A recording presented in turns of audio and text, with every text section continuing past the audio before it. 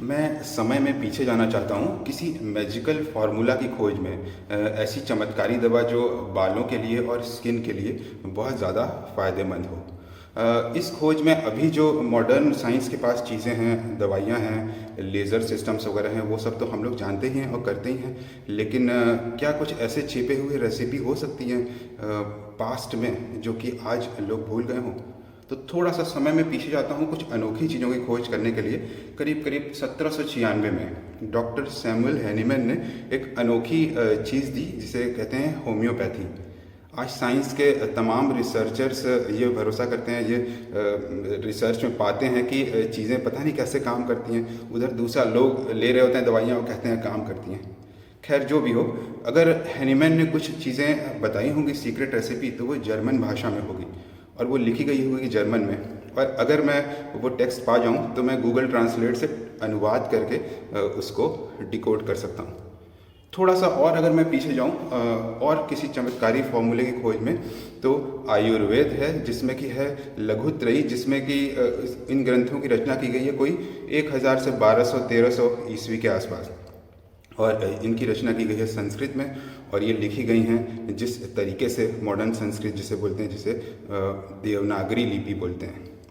भाषा एक चीज़ होती है जैसे संस्कृत, लेकिन लिखने का सिस्टम, राइटिंग सिस्टम अलग चीज़ होता है जिसे हम लिपि कहते हैं। जैसे हिंदी भाषा है लेकिन इसे लिखा जाता है देवनागरी में, वैसे ही संस्कृत एक भाषा है जिसे लिखा जाता है देवनागरी में। तो मैं उसे पढ़ सकता हूँ और समझने की कोशिश भी कर सकता हूँ। थोड़ा सा और पहले जाऊं मैं किसी सीक्रेट फॉर्मूला की खोज में, तो आयुर्वेद में एक बृहत्त्रयी का ज़माना था ईसा से कोई 700 साल पहले, चरक के ज़माने में, और उससे कुछ समय बाद सुश्रुत के ज़माने में, जब उन्होंने 3 महान बड़े ग्रंथ लिखे। तीसरा वाग्भट ने लिखा, चरक संहिता, सुश्रुत संहिता और अष्टांग हृदयम, अष्टांग संग्रह। अगर उन्होंने इसकी रचना की थी तो भाषा वही थी संस्कृत, जो अभी है लगभग वैसी वैसी, लेकिन लिखने का तरीका बिल्कुल अलग था। वो ब्राह्मी लिपि का ज़माना था। संस्कृत भी ऐसे लिखी जाती थी कि मैं उसे पढ़ ही नहीं सकता, और गूगल भी मेरी इसमें मदद नहीं कर सकता।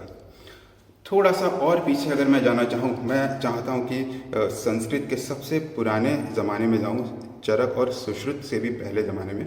ऋग्वेद जो है वो सबसे पुराना ग्रंथ है, और इसका समय है कोई ईसा से 3500 साल पहले। आज से मान के चलते हैं मोटा मोटा 5000 साल पहले। और उस ज़माने में अगर कोई सीक्रेट फार्मूला होगा तो वो लिखा ही नहीं गया, क्योंकि लिखने का कोई सिस्टम ही नहीं था। यही वजह है कि वेदों को माउथ टू माउथ कम्युनिकेशन से जनरेशन बाय जनरेशन याद करके संजो के रखा गया। तो कहीं किसी चमत्कारी ऋषि ने कोई फार्मूला ढूंढा होगा तो शायद वो लिख ही नहीं पाया होगा। लेकिन ऐसा नहीं है कि लिखने का सिस्टम नहीं था। अगर हम ब्राह्मी से पहले जाएं तो एक और लिखने का सिस्टम है जिसे बोलते हैं अरेमिक। और ये अरेमिक लैंग्वेज अरब से लेकर के हिंदुस्तान के बीच में रहने वाले लोगों ने ईजाद किया था।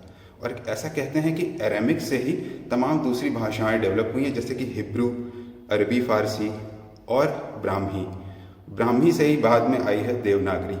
ऐसा लिंक वैज्ञानिक लोग बताते हैं, जो लिंग्विस्ट हैं वो ऐसा बताते हैं।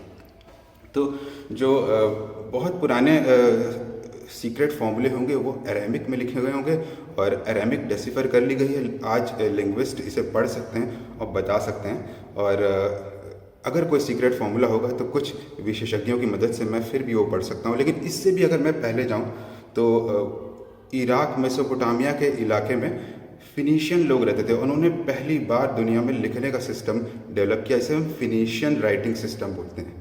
ये फिनीशियन राइटिंग सिस्टम ही सारे राइटिंग सिस्टम की मदर सिस्टम है, और इसी में से अरामिक भाषा आई थी। तो शायद इसमें कुछ हमें फॉर्मूला मिले, तो भी दुनिया में कुछ एक दो ऐसे लिंग्विस्ट होंगे जो इसे भी डिकोड कर सकते हैं। ये फिनीशियन लैंग्वेज जो है, जो अरामिक में आई, इसी फिनीशियन से ग्रीक लैंग्वेज बनी, और फिर ग्रीक से बनी लैटिन और सिरिलिक, जिसमें रशियन लिखी जाती है। तो इस तरह से लैंग्वेज सिस्टम्स की एक चेन है। ऐसा कहते हैं कि दुनिया के एक हिस्से में फिनीशियन लोगों ने पहले लिखना शुरू किया, और फिर अलग अलग हिस्सों में जब कबीले बढ़ते गए तो उन्होंने उसमें कुछ एडिशंस किए और लिखने का सिस्टम बदलता गया।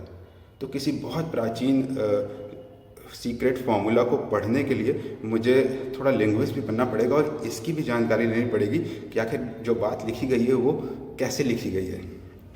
जो फिनीशियन लोग थे, उन लोगों ने जो लिखने का सिस्टम बनाया था वो उन दिनों पेपर नहीं हुआ करता था। तो अगर मैं ऐसा कल्पना करता हूँ कि मुझे कोई ऐसी किताब मिल जाएगी जिसमें कि भले ही वो बहुत पुरानी भाषा है उसमें लिखा होगा, तो यहाँ भी मैं गलत हूँ। उन दिनों किताब हुआ ही नहीं करती थी, तो वो लिखा करते थे मिट्टी की ईंटों पर।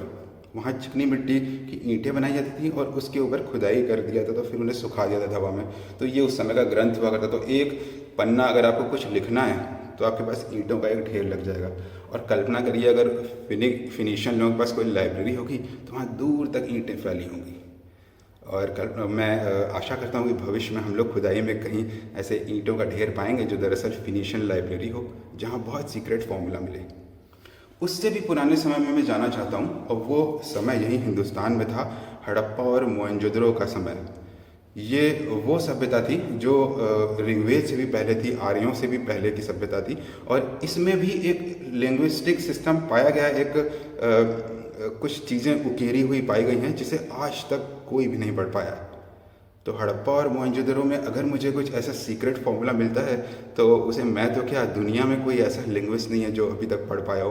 तो बिल्कुल ही असंभव है कि मैं उसे समझ पाऊँ।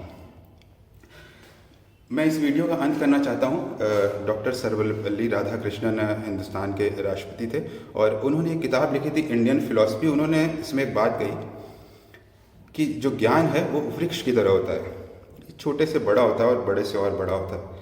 तो हमारा ये कहना कि नॉलेज जो है वो पहले बहुत ज़्यादा होगा और फिर हम भूल गए, ऐसा नहीं है। जो भी पहले का ज्ञान था वो सोफिस्टिकेटेड होते हुए, डेवलप होते हुए आज आया है।